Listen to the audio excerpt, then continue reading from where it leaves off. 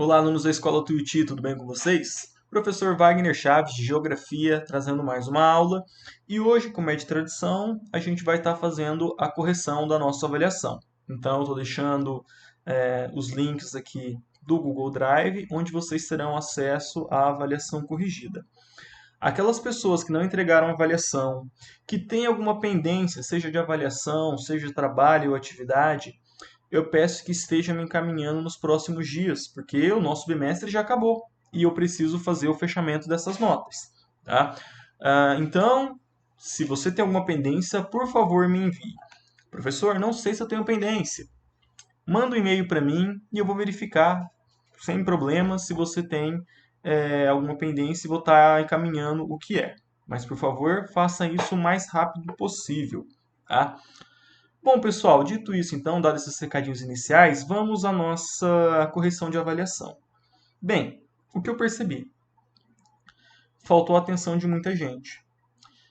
Em muitos casos, é nítido que vocês pegam a questão e procuram na internet e colocam a primeira resposta que vocês veem. E aquilo que vocês escrevem está correto, faz sentido, mas não é aquilo que eu perguntei.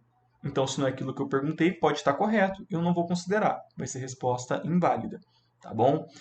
Vamos lá então, para vocês terem uma noção do que eu estou falando. A questão dizia o seguinte: o geógrafo brasileiro Milton Santos estabeleceu uma divisão do Brasil de acordo com questões produtivas. Explique por que ele considera a região sul e sudeste como uma região única, denominada região concentrada. Então, por que que o Milton Santos, geógrafo brasileiro, chama sul e sudeste de região concentrada? Eu não estou perguntando quais são as outras regiões. Que o Milton Santos fala da região amazônica, da região nordeste e da região centro-oeste. Não. É porque que ele chama a região sul e sudeste de região concentrada. Vamos lá. Milton Santos, ele é um geógrafo humano. Ele trabalha com urbanismo, com industrialização, com desenvolvimento, com capitalismo. E ele olha para o Brasil lá de 1980 e verifica o seguinte: onde estão as empresas? Onde estão as fábricas? Onde estão as sedes dos bancos? Onde estão os principais aeroportos do Brasil? E ele vai olhar sul e sudeste. É Rio de Janeiro, São Paulo, Minas Gerais, Paraná, Rio Grande do Sul, Santa Catarina, Espírito Santo. Ele olha para o centro-oeste. Ele vê o quê? Produção agrícola. O início da fronteira agrícola, a saída dessa produção agrícola do Paraná e caminhando em direção ao centro-oeste. Ele olha para a região norte, que ele chama de região amazônica, o que ele vê? Uma economia muito tradicional, baseada na agricultura, no extrativismo, no látex, a extração da borracha, que estava enfraquecida, já não era mais o auge da borracha. Ele olha para o Nordeste e vê o quê? É uma região desigual. Você tem um fluxo de mercadoria de pessoas e capitais só no litoral. No interior do Nordeste é uma economia agrária. Então ele olha para a região sul e sudeste e fala: essa é uma região onde se intensificou o processo de industrialização, onde há mais cidades, onde há mais fábricas, onde há mais pessoas. Então ele denomina essa região de região concentrada. É quase que óbvio, pessoal. Concentrada do quê? Pessoas, fábricas, empresas. Então era bem simples. Não precisava mencionar as outras. Ou é até interessante, torna a sua resposta mais completa. Mas não é apenas falar o Milton Santos divide o Brasil em região concentrada, centro-oeste, amazônica e nordeste. Não, está incompleta. Você não explica o porquê que ele chama sul e sudeste de região concentrada. Tá bom? Vamos lá, questão 2. A divisão geoeconômica estabelecida em 1967 pelo geógrafo Pedro Pinchas Geiger dividiu o território brasileiro em três áreas: Amazônia, Nordeste e Centro-Sul. Aponte qual a principal característica dessa divisão. Bom, pessoal, essa divisão geoeconômica ela leva em consideração a natureza e como que é explorada essa natureza. Então ele observa o Centro-Sul, que é formado pela região Sudeste, mais a região parte da região Centro-Oeste. E ele tem a mesma visão do Milton Santos, é uma região concentrada, mas ele coloca também o Centro-Oeste porque ele está levando em consideração esse processo de mecanização do campo, esse avanço da fronteira agrícola. Aí ele olha para a região norte e fala: não, lá temos a floresta amazônica. Lembrando, pessoal, 1967, bem antiga essa divisão. Ele olha para o nordeste, vê outra realidade. Agora, a principal característica dessa divisão é que ela não respeita os limites de fronteira estaduais. Ela respeita os limites de fronteira da própria natureza.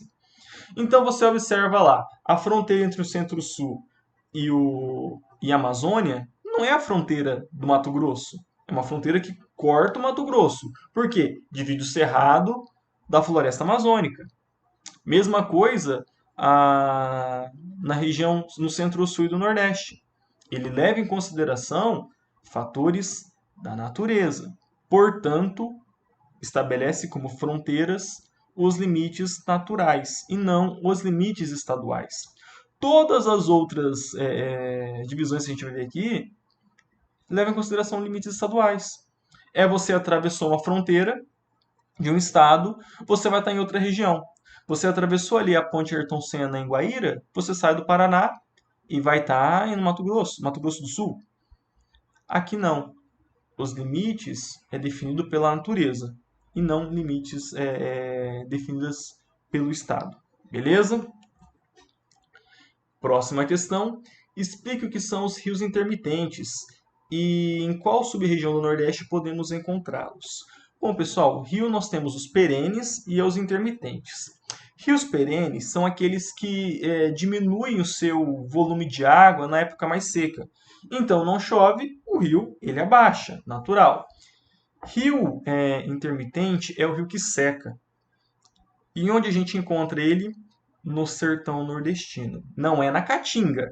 Caatinga é um bioma, mas fica no sertão. Então, quem colocou Caatinga, eu fui lá corrigir. Olha, não é Caatinga, é sertão. Tá? Sub-região do sertão é onde nós encontramos rios intermitentes. Então, na época mais seca, o rio ele some, gente. Só aparece ali o trajeto, o local onde ele passava, a forma de relevo que o rio vai moldando, mas o rio mesmo não existe. Aí chove, temos um período de cheia novamente, o rio se forma, chega seca, ele some de novo. Isso são rios intermitentes. Questão bem fácil. Questão 4, questão de verdadeiro e falso. Vamos lá. A. O meio norte possui um solo fértil e com chuvas em abundância. Isso tornou a região um ótimo local para a plantação de cana-de-açúcar pelos portugueses no século XVI. Parte disso aqui está certo. Aí a gente continua lendo. Plantação de cana-de-açúcar pelos portugueses do século XVI? Opa, isso não é zona da mata? Não é lá do outro lado, não é lá no Atlântico? Meio norte, pessoal, é Maranhão. É chegando na floresta amazônica. Está muito longe. Então é uma questão falsa. Lá tem um solo fértil? Tem. Lá chove? Sim. Mas não serve para plantar cana. E nem historicamente foi utilizada para isso. O que foi utilizado para isso foi o litoral, foi a zona da mata. B. A área do agreste nordestino é uma faixa de transição entre a zona da mata e o sertão? Correto. A gente tem aquela faixa do litoral, que nós chamamos de zona da mata, o agreste, que é a região um pouco ali mais alta, montanhosa, e posteriormente temos o sertão. Então, a transição entre esse ambiente mais chuvoso, com mais vida, porque faz parte da floresta da Mata Atlântica, e o sertão, a gente tem ali no meio o agreste, então é verdadeira. Tá? C. A principal atividade econômica do sertão nordestino é o turismo, e isso explica o motivo de quase todas as capitais do Nordeste estarem localizadas no litoral.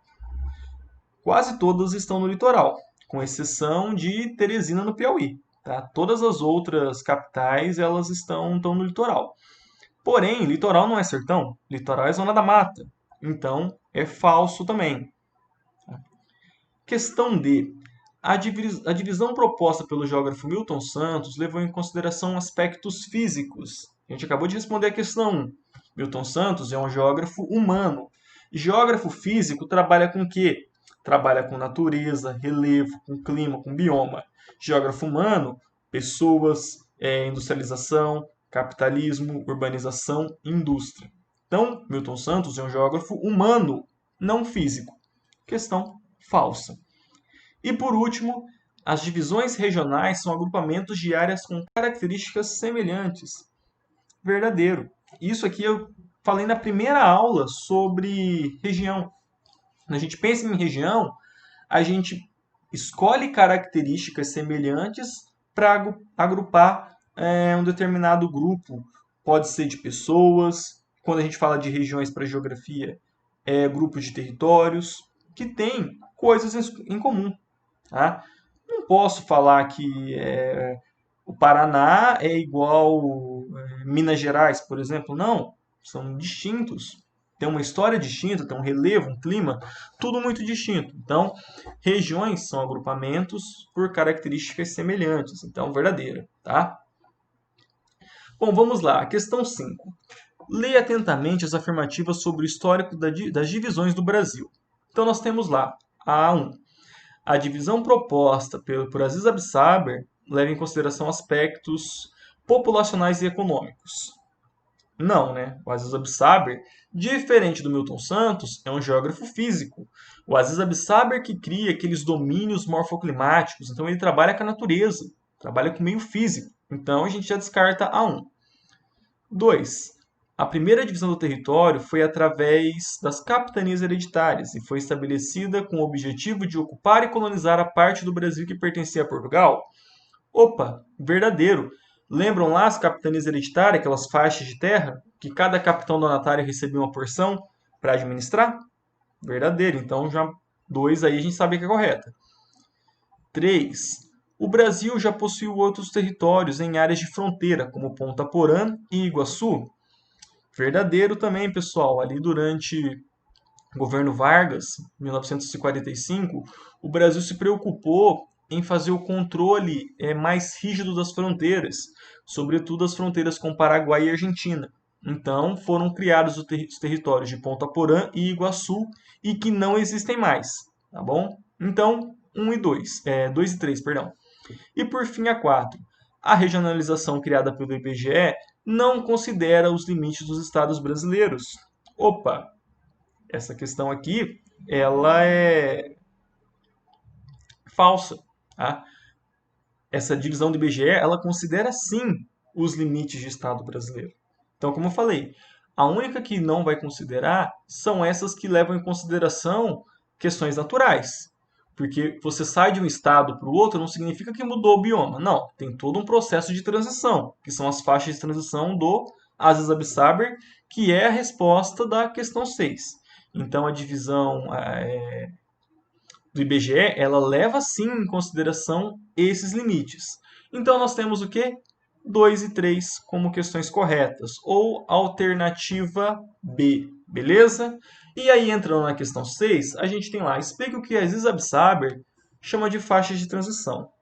Bom, pessoal, a gente tem no Brasil vários biomas, mas o Absaber trabalha com domínios morfoclimáticos que são diferentes de bioma. Tá? Então tem lá domínios do Mares de Morro, domínio amazônico, domínio do Cerrado, da Caatinga, das Araucárias, das Pradarias e tudo mais. Quando você está caminhando na floresta amazônica, você não vê a última a última árvore da floresta e você está automaticamente no cerrado. Não. A vegetação ela vai mudando aos poucos. Então você vai saindo da floresta amazônica, aquelas árvores gigantes e verdes vai diminuindo. As árvores vão diminuindo, a vegetação não é tão exuberante, começa a ficar mais seca, mais rala, as árvores menores, aparece mais capim. Então você está entrando no cerrado. Aí lá no cerrado, sim, vai ver uma vegetação mais esparsa, vai ver um clima mais tropical, então períodos de chuva e períodos de seca, e não tão úmido quanto a floresta. A faixa de transição é esse espaço entre um bioma e outro, onde você tem a junção de 2 ou mais domínios morfoclimáticos. Tá? Essa questão aqui bastante gente acertou, mas é incrível que vocês tiraram tudo do mesmo lugar, porque citam na mesma ordem as faixas de transição. Vai lá, fala das matas dos cocais, fala do cerradão, fala das dunas, é incrível, tá? Um é igualzinho o outro, tá? Gente, eu percebo isso, tá? Mas vamos continuar. 7. Recentemente foi inaugurado mais um trecho da transposição do Rio São Francisco, a obra que busca levar água para as regiões mais áridas no Nordeste. Aponte fatores favoráveis e desfavoráveis a essa transposição. Bom, pessoal, no ponto de vista favorável, foi quase unânime e era a resposta esperada. Você vai levar água para a população carente, você vai levar água aonde não tem água. A ideia da transposição é abastecer aqueles rios intermitentes que somem na estação mais seca. Então você tira a água do São Francisco e bota nesses rios. Agora o que acontece, pessoal? Rio São Francisco, ele é o maior rio brasileiro, que nasce no Brasil e deságua no Brasil, nasce lá na Serra da Mantiqueira, em Minas Gerais, passa pelo ambiente mais árido do Brasil, ele sofre com a existência de barragens e usinas. Então, quando você coloca barragem no rio, você controla o fluxo de água. Então, a barragem está lá, olha, quanta água a gente segura aqui em cima, quanta água a gente deixa correr. Então, ele é um rio bastante prejudicado. Você abrir braços artificiais e fazer uma gestão ruim da água pode significar que esse rio venha sumir. Não sumir porque o Rio São Francisco é bastante grande, mas diminuir bastante o volume de água. Então a ideia inicial é levar água para todo mundo, o resultado final pode ser não ter água para ninguém. Não estou falando que isso vai acontecer. Estou falando que havia maneiras mais baratas, mais cômodas e até melhores do que você fazer essa transposição. Mas no final ela foi feita e agora a gente depende de uma boa gestão da água, depende de índices de chuva muito bons na nascente do rio, que é lá em Minas Gerais, para manter esse fluxo de água alto e conseguir dar vazão natural do rio e ao mesmo tempo abastecer esses braços artificiais. Então muitas pessoas falaram, professor, tem corrupção envolvida, teve superfaturamento da obra, a obra que era para ser feita em tantos anos demorou o dobro. Sim, tem isso também. Mas eu queria aqui aspectos da geografia e não da política. Beleza? Vamos lá então. E por fim, a última questão é: explique como o relevo transforma uma parte significativa do Nordeste brasileiro em uma região semiárida. Gente, eu dei essa aula. Em todas as aulas de Nordeste eu falei sobre isso. Planalto da Borborema. No Nordeste brasileiro a gente tem uma área mais alta, chamada de Planalto da Borborema, e essa área, ela simplesmente barra a entrada de frente fria e frente úmida. Então, deixa eu pegar aqui um exemplo, né? Vou pegar minha garrafinha aqui. Minha garrafinha é a montanha. Tá vindo vento úmido, ele não consegue fazer isso. Ele bate aqui, chove de um lado, atravessa só o vento seco não faz chover. Então, do outro lado do planalto da Borborema, a gente tem a depressão sertaneja, uma área semiárida. Tá? Falei isso várias vezes e algumas pessoas falaram, lá no Nordeste tem semiárido. Tá, mas isso não responde a questão. Eu já sei. Por quê? Por isso, o planalto da Borborema barra a entrada de frentes úmidas no Nordeste brasileiro. E como eu falei, não é um fenômeno exclusivo do Nordeste. Tem no Chile, tem na China, tem na Índia, em vários lugares a gente tem esse fenômeno que nós chamamos de barreira orográfica. Beleza? Não precisava colocar orográfica. Estaria satisfeito só se vocês mencionassem que esse relevo mais alto barra a entrada de massas de frente úmida. Beleza? Como eu falei, a avaliação não estava difícil. O que eu vejo é que vocês fazem a prova correndo, não leem com atenção as questões e que muitas vezes vocês se confundem, tentam fazer uma pesquisa a respeito da questão e acaba colocando uma resposta que é correta, mas não é aquilo que eu perguntei. Se não é aquilo que eu perguntei, não tem como eu validar. Beleza, pessoal? Façam com capricho, façam com atenção. Se for o seu caso, pegue a avaliação, refaça as questões que você errou, me envie novamente como refacção da prova. Beleza? Um abraço, bons estudos e até a próxima aula.